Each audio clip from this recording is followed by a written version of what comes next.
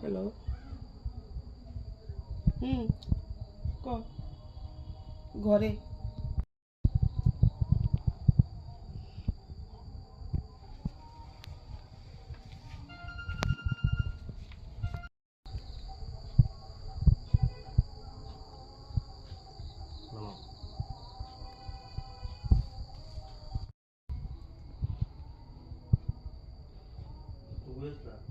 আমি তো কোম্পানিতে গেছি গা।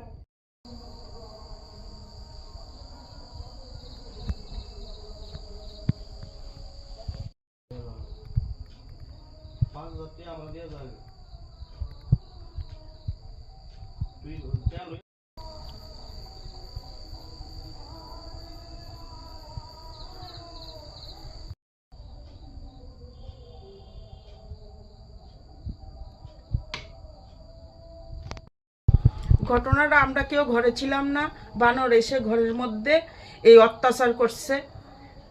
অত্যাচার আমার আর কিচ্ছু নাই, আজকে যে আমি রান্না করুম সেই ব্যবস্থাও নাই। বানরের অত্যাচারে আমরা অতৃষ্ট আছি। কি মনে হয় কি কারণে বানরে এই উপদ্রব চলছে আপনাদের এলাকায়?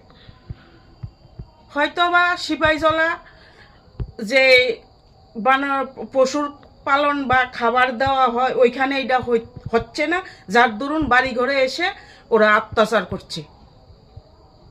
কি নাম এই জায়গাটার? রাউতখোলা। কি নাম আপনার?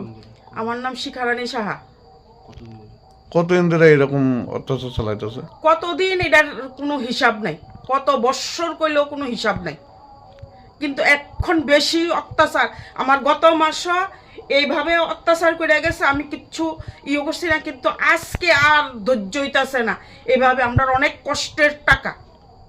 বন দপ্তর কোনো আধিকারিক আইসে আপনার বাড়িতে? না, কেউ আসেনি এখনো। কত টাকা মতো ক্ষতি হইব আপনার? প্রায় 10,000 টাকা।